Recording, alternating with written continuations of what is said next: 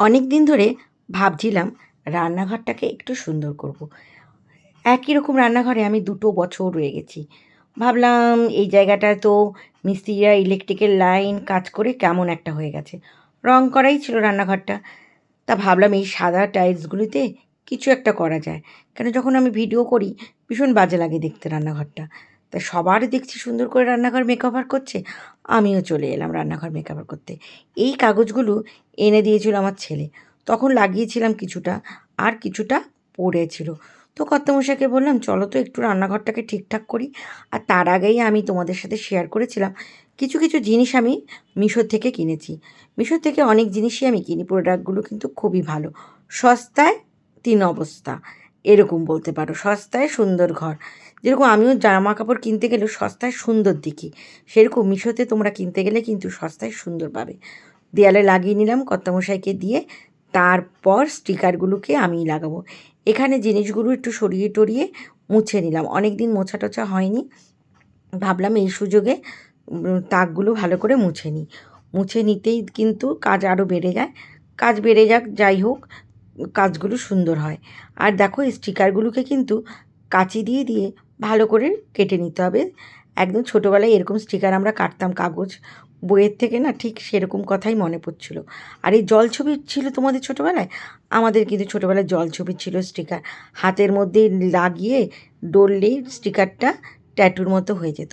সেই রকমভাবে অনেকগুলো আমি তিন ৩টে মনে কিনেছিলাম। এই ফুলগুলো একরকম কিনেছিলাম, আর ছোটো ছোটো ওইগুলো। ফুলগুলো মনে হয় ৬৯ বা ৭৯ টাকা নিয়েছে, আর ৯টা ছিল। আর তোমার ছোটো ছোটো যেগুলো ঘাসের মতো দেখছো, ওইগুলো আছে ৯টা ১২টার মতো। ওইগুলো মনে হয় ৫০ টাকা নিয়েছিল। এই যে এইগুলো নিয়েছিল ৫৯ না ৬৯। দেখো কম দামে, কিন্তু দেখতে কিন্তু ভীষণই সুন্দর লাগছে। আমার রান্নাঘরটাকে সাজিয়ে দিয়ে আমার খুব ভাল লাগছে। তার আগেও একটা স্টিকার লাগিয়েছিলাম দেয়ালে। এই সাদা জায়গাটা ফাঁকা ছিল। আর আমি লাগাচ্ছি আর নাচ করছি। আমার খুব ভাল লাগছে। পুরো যখন সাজানো হয়ে যাবে দেখবে রান্নাঘরটা কী সুন্দর লাগছে।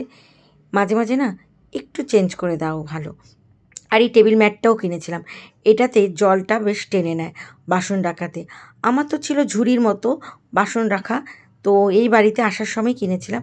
কিন্তু ওটা কি একটা ঘরের মানে ভটকা মতো হয়ে থাকে, কিচ্ছু করা যায় না।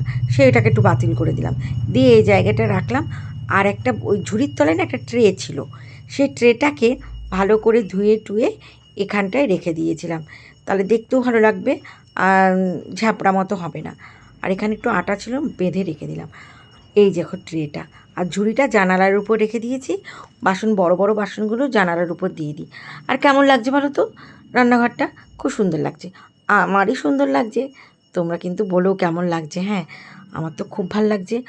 আরও কিছু করবো ভাবি, কিন্তু এই যে দেয়ালে যেখানে কালো কালো দেখছো না, কলের মুখটা কি, ওখানেও কিছু স্টিকার লাগাবো ভাবছি।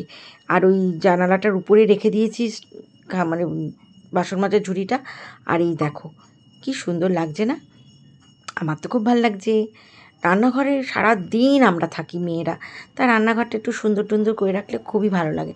রান্না করতেও ভাল লাগে। আর যখন ভিডিও করি না, তখন রান্নাঘরের চারদিকটাও দেখতে খুব সুন্দর লাগে। তা নাহলে কেমন লাগে? এই আমার রান্নাঘর, আমার তো ভীষণ ভালো লাগছে। তোমাদের কেমন লাগছে?